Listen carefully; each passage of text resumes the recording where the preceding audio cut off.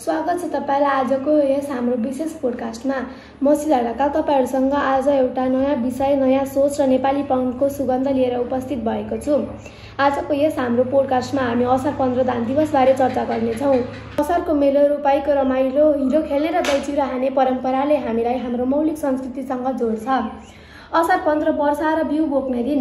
यो केवल एक मिति होइन, यस दिनले हाम्रो पुर्खाको कथा बोकेको छ, जहाँ मानिस र माटोसँगको सम्बन्ध पूर्ण जीवित हुन्छ।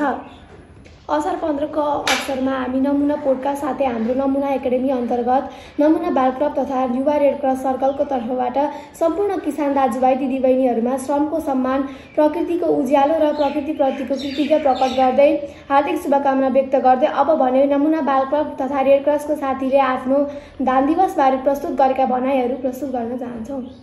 असार 15 जुन दिन हामीले धान दिवसको रूपमा मनाउँछौँ। यो दिवस नेपाली किसानको सङ्घर्ष, श्रम र सिपको प्रतीक हो। हिलोमा खेल्दै, गीत गाउँदै किसानले अन्न उत्पादन गर्ने परम्परा, सांस्कृतिक र जीवनशैली एक महत्त्वपूर्ण भाग हो। धान हाम्रो प्रमुख बाली हो, त्यसैले असार 15 लाई धान रोपाई दिवस भनेर चिनिन्छ। यो दिन हामीले किसानको सम्मान, कृषि पेसाको महत्त्व र माटोको मायाले सम्झन्छौँ। Life teaches of patience, resilience and gratitude. धान हाम्रो आधार, किसान हाम्रो आत्मा। Support farmers, protect our roots and preserve our nature. देशको अन्नबाली किसान हाम्रो जिन्दगानी। Future of food in the hand of the farmer. खेतमा गीत, किसानको खुसी, असारले ल्यायो जीवनमा सङ्गीत। असारको झरीले खेतलाई धनी बनाउँछ। असारको पानी खेतहरूको वरदान हो। The field may be muddy, but the harvest is golden. कृषक बिना देश अधुरो हुन्छ, धान बिना भान्सा रितो हुन्छ। धान किसानको श्रम र प्रकृतिको उपहार हो, यसको कदर गरौँ। धान हाम्रो पहिचान हो, किसान हाम्रो अभियान हो।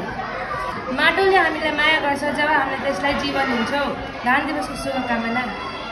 असार आयो, झरी लिएर हिलोमा रमायो, मुटुभित्र बिउ बोकेर हातमा किसान धानको सपना बोक्ने बिहान।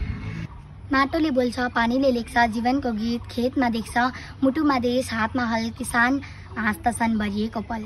दही चिउराले मिठो बनायो, पसिनाको स्वाद अन्नमा आयो। असार 15 परिश्रमको पर्व, किसानको श्रम हाम्रो गर्व।